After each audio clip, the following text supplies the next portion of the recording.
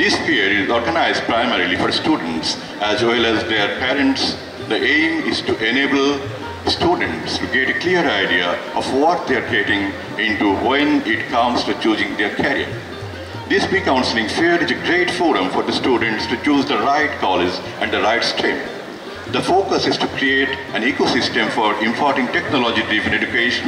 We are building a system that is innovative, path-breaking, technology-driven, impactful, and sustainable. Deeper industry academia linkage is the key focus.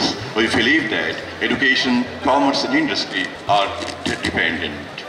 Globalization has increased career options.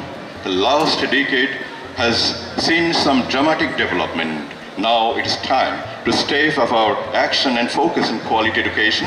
We need to upgrade technology and design as a modern curriculum.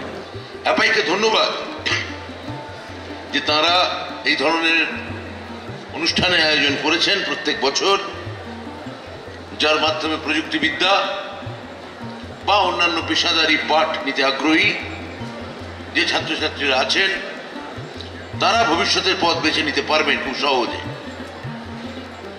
এখানে উপস্থিত শিক্ষার্থীদের বলছি, পেশাদারি শিক্ষায় নিজেদের ভবিষ্যৎকে উজ্জ্বল করা যেমন তোমাদের লক্ষ্য, তেমনি কিন্তু যাকে বলে প্রকৃত নাগরিক হয়ে দেশ এবং দেশের কল্যাণে সকলকে একসঙ্গে আমাদের কাজ করতে হবে।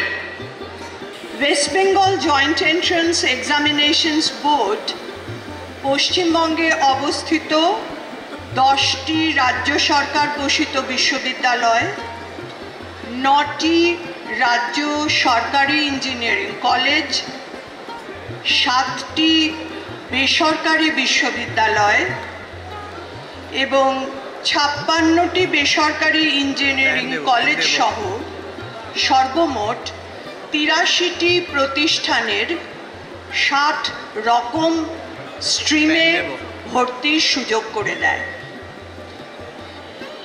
এই বছর আমাদের নেওয়া জয়েন্ট এন্ট্রান্স পরীক্ষায় যে 1,12,963 জন সফল হয়েছেন তাদের প্রত্যেকের সঙ্গে রাজ্যের এই 83টি প্রতিষ্ঠানের 60 রকম স্ট্রিমের পরিচয় সাধন করিয়ে দেওয়া আমাদের কর্তব্য। কি পড়বে, কি নেবে, কি করবে, কাউন্সেলিং শুরুর আগে এরকমভাবে তাদের একটু হাত ধরে রাস্তা দেখালে খুব সুবিধা হয় তাদের, এবং তাদেরও হয়, তাদের অভিভাবকদেরও হয়। তাদের অভিভাবকদের অনেকেই এই যে ইঞ্জিনিয়ারিং, টেকনোলজি, আর্কিটেকচার, ফার্মেসিও এই ইত্যাদি সম্বন্ধে পরিষ্কার ধারণা নিয়ে তো আগের থেকে আসতে পারেন না।